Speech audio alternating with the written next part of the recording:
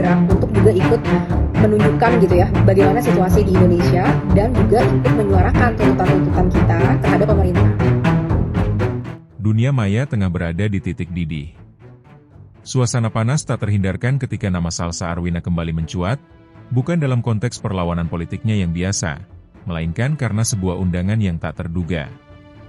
Sosok yang selama ini dikenal sebagai ikon keberanian dan simbol perlawanan terhadap kemapanan media tersebut, dilaporkan akhirnya menerima tantangan untuk hadir di podcast milik Deddy Corbuzier.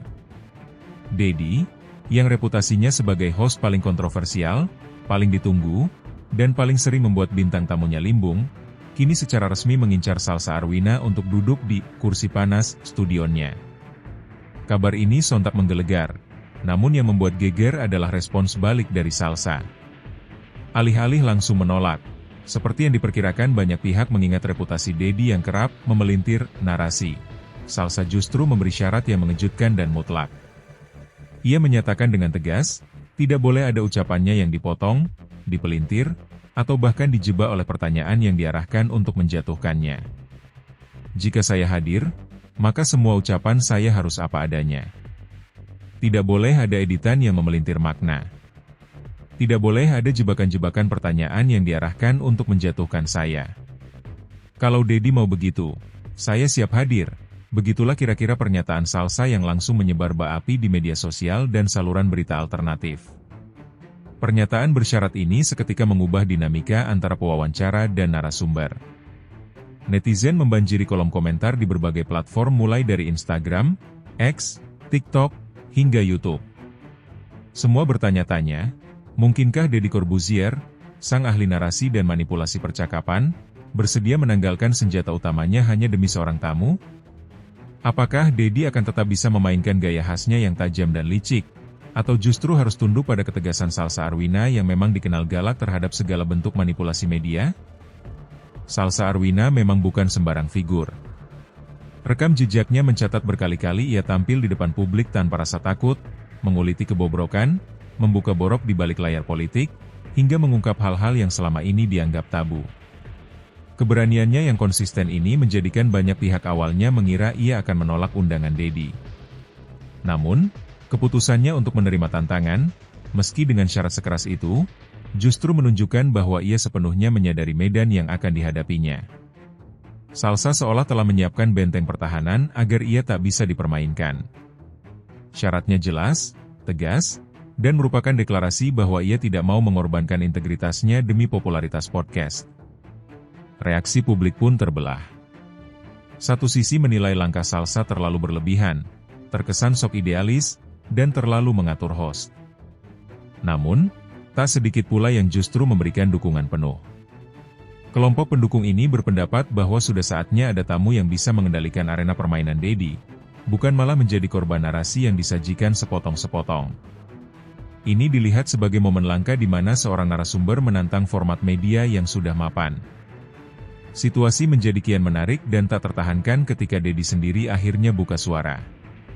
Dalam sebuah unggahan singkat di akun media sosialnya, ia menulis kalimat yang memicu spekulasi lebih lanjut. Tantangan diterima, disertai emoji api. Tidak ada penjelasan detail, namun respons minimalis itu sudah cukup memicu pemanasan global di jagat maya. Kalimat tersebut seolah menegaskan dimulainya sebuah duel. Akankah Deddy benar-benar tunduk pada syarat tanpa edit dari Salsa? Ataukah ia memiliki cara cerdik lain untuk tetap mendominasi inovasi dan membuktikan bahwa di podcastnya, tak ada tamu yang bisa mengatur percakapan selain dirinya?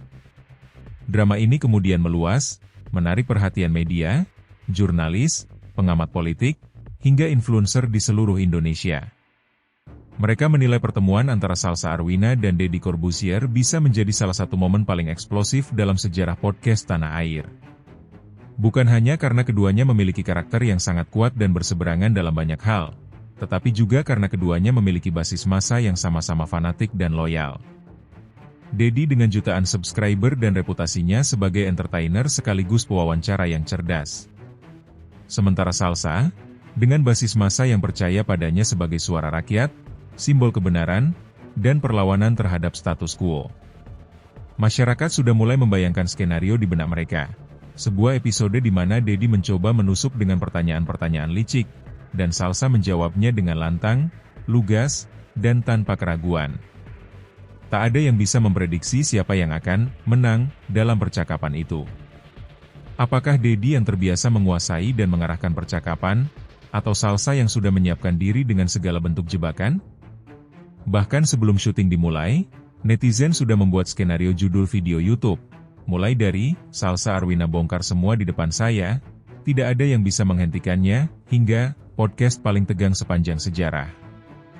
Hype yang terbentuk sudah luar biasa besar, didorong oleh imajinasi publik tentang pertarungan dua wibawa. Syarat tayang tanpa editan yang dikemukakan Salsa kini menjadi bahan diskusi serius di kalangan praktisi media. Apakah mungkin sebuah podcast besar tayang tanpa penyuntingan sama sekali? Pertanyaan ini menantang format media digital saat ini yang sangat bergantung pada editing untuk menjaga ritme dan menghindari risiko hukum. Sebagian pengamat menilai bahwa ini adalah ujian integritas bagi Dedi. Jika ia benar-benar menjunjung tinggi kebebasan berbicara seperti slogannya, maka ia harus membiarkan percakapan berjalan jujur tanpa potongan. Yang lebih mengkhawatirkan adalah resonansi politik dari pertemuan ini. Kabar ini tentu sampai ke telinga lawan-lawan politik Salsa. Mereka khawatir karena jika Salsa benar-benar tampil di podcast Dedi yang ditonton jutaan orang dari berbagai latar belakang, termasuk yang biasanya hanya menonton hiburan, maka suara kritis Salsa akan semakin luas gaungnya. Kekhawatiran ini memicu spekulasi tentang adanya upaya dari pihak tertentu untuk menggagalkan pertemuan tersebut, atau setidaknya berupaya mengendalikan narasi melalui potongan-potongan klip yang bisa merusak citra Salsa. Namun, semua upaya itu justru semakin menegaskan mengapa syarat yang diberikan Salsa begitu vital. Ia tidak mau menjadi korban framing. Menanggapi semua hiruk-pikuk ini, Salsa sendiri tampak tenang. Ia berulang kali hanya menyebutkan bahwa dirinya tidak memiliki kepentingan lain selain memastikan suara rakyat didengarkan secara utuh dan apa adanya. Ia tahu risikonya besar, tetapi ia percaya bahwa masyarakat sudah cukup cerdas untuk membedakan mana yang asli dan mana yang manipulasi. Di kubu Dedi, para penggemar setianya yakin bahwa sang host pasti punya cara untuk tetap mendominasi percakapan, bahkan dengan syarat ketat dari Salsa. Mereka percaya pada kejeniusan Dedi dalam membangun narasi yang tak mudah dipatahkan. Sebagian fans justru menanti-nanti momen ini, penasaran untuk melihat apakah ini akan menjadi kali pertama Dedi benar-benar dikalahkan oleh tamunya sendiri dalam adu argumentasi.